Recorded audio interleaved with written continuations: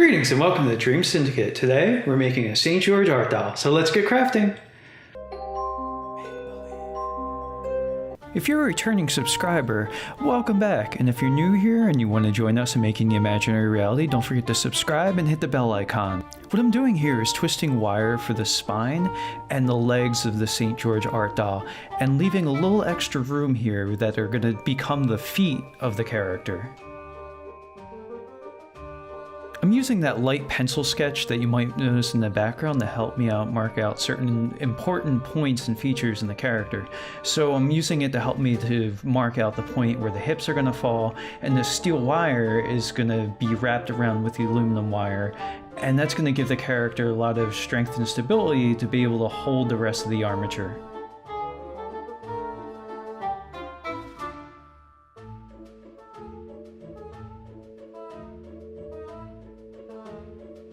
Once you're accustomed to making them, wire armatures are pretty easy to make, but they're complicated enough that I could stand to do an entire video on this alone. So if you're interested in seeing that, let me know down in the comments below.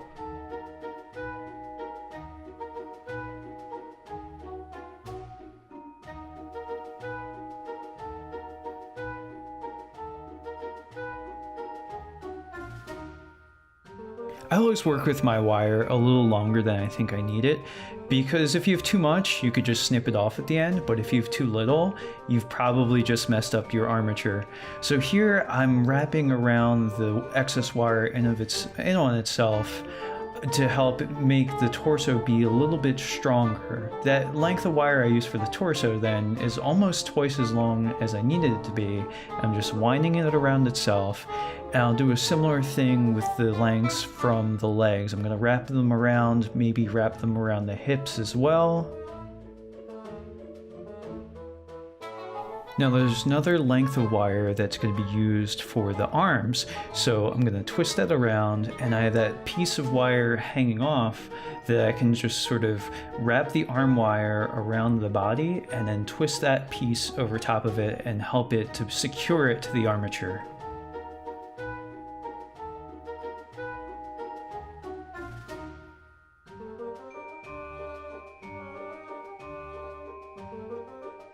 Next, I'm going to take a bit of plumber's epoxy, so I'm mixing a bit of that with my hands. You have 5 minutes before it sets, and making a sort of cylinder shape around the torso, and then a flatter shape around the pelvis area, and this is going to be holding everything in place for us nicely.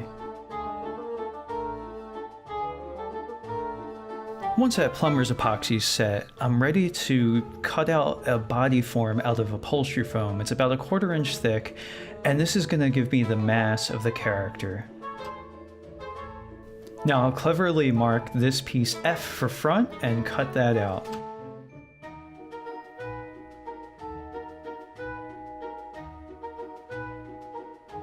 Then I'll just go ahead and use that front piece as a template to help me cut out the back part, labeling it B for back part.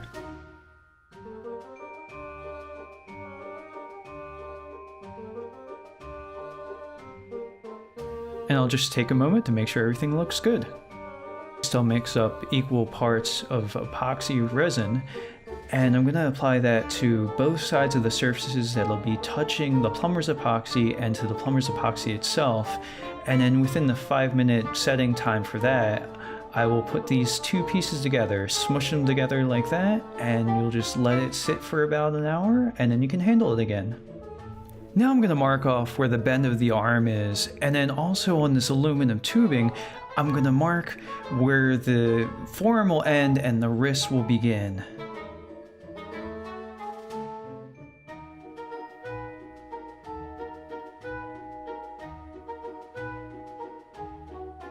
Here I'm using my handy dandy tubing cutter once again, and then I'll just snip off some of this excess wire. Now the time has come to go from builder to tiny tailor.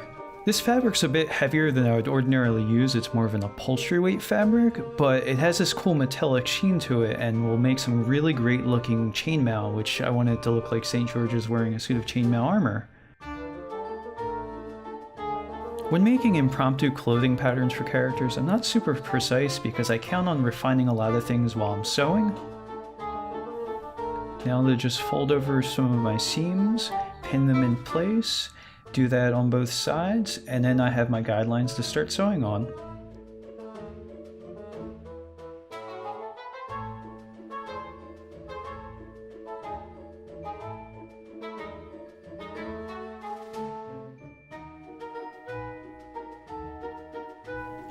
If you wanted your seams to be less apparent, you would pick a thread that would blend in a lot more, like a silver thread or some shade of gray.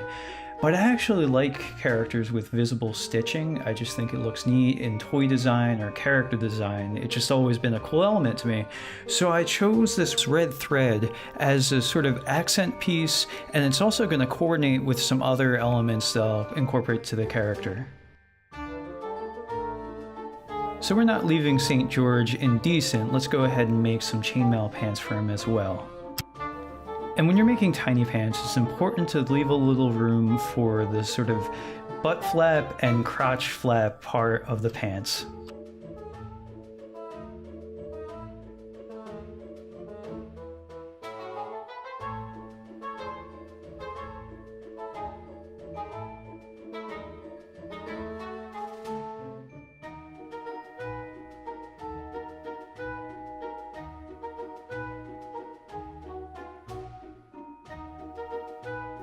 Now you can see all those tendrily pieces sticking out. As I mentioned earlier, this is upholstery weight fabric. So upholstery weight fabric, it doesn't really work on small scale super well. So you're gonna have all these frayed and threadbare pieces hanging off of it as you try to work with it.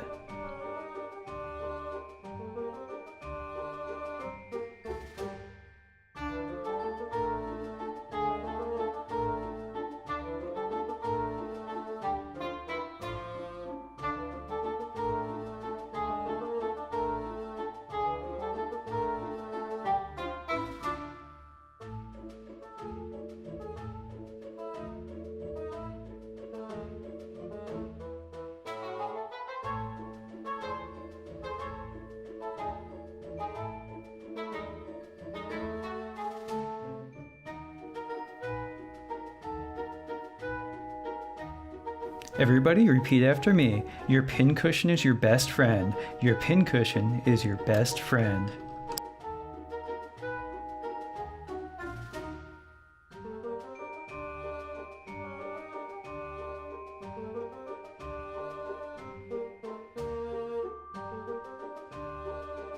Does anybody else find sewing sleeves to be as fussy as I do?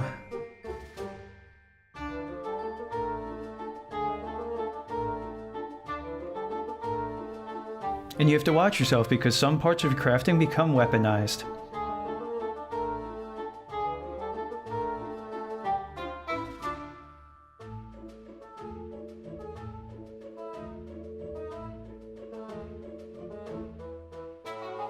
I did want to put some proof in that I am sometimes tying off my knots. Anybody else have a hard time with those? I have to put my thumb at the edge of the knot and kind of keep pulling, and I'll do that like 3 or 4 times till I feel like I have a big enough knot, it's not going to come out.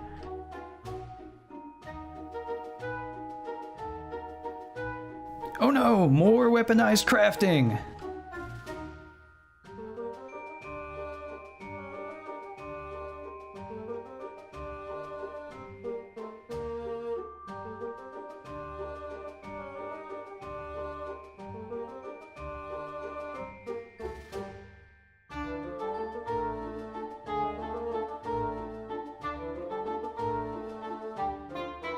Now I'm going to clamp St. George's chainmail pants out of the way so I can make some shoes out of this plumber's epoxy for him that I'm just going to shape with my fingers and a popsicle stick here.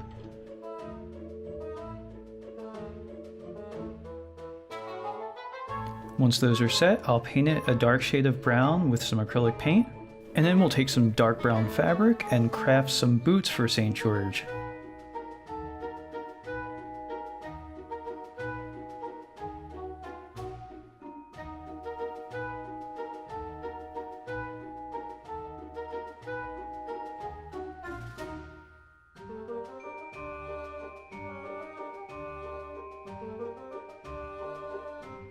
Now any knight worth his sword is probably going to have some sort of emblematic tabard, so that's what we're going to make for him now.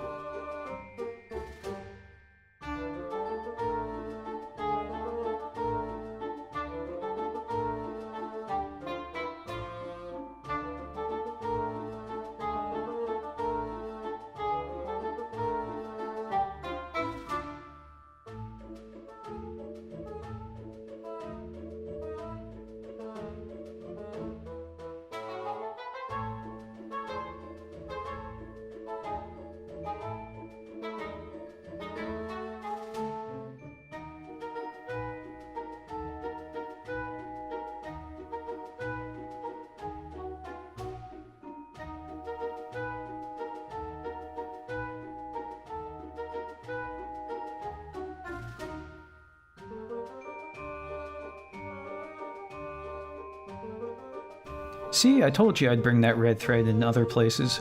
And then I have a piece of felt that I'm going to use for the cross that's going to be on the chest piece of the tabard, which also looks like that red thread.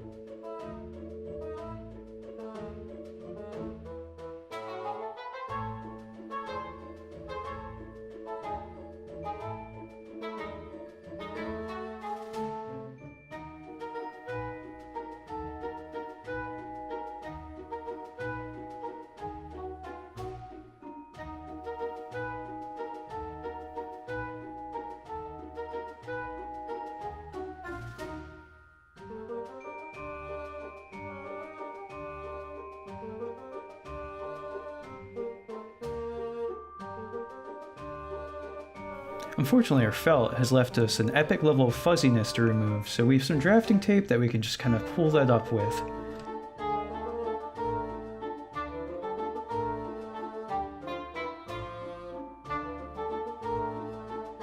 So creepily enough, while walking the streets of Philadelphia, I happened across this knife sheath that I'm repurposing the leather from. So using that, a button, and a little piece of steel wire, that'll make St. George's belt.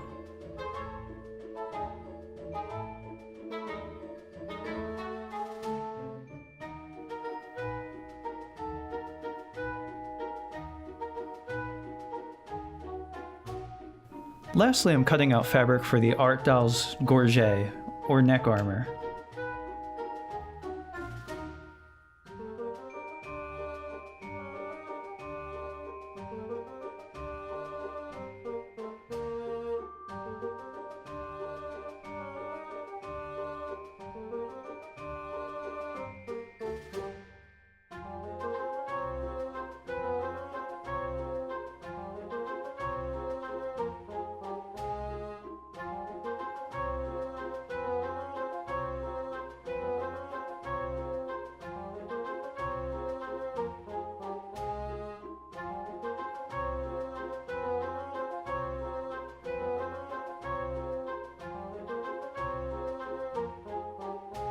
Okay, minus being hairless, this art doll is all done.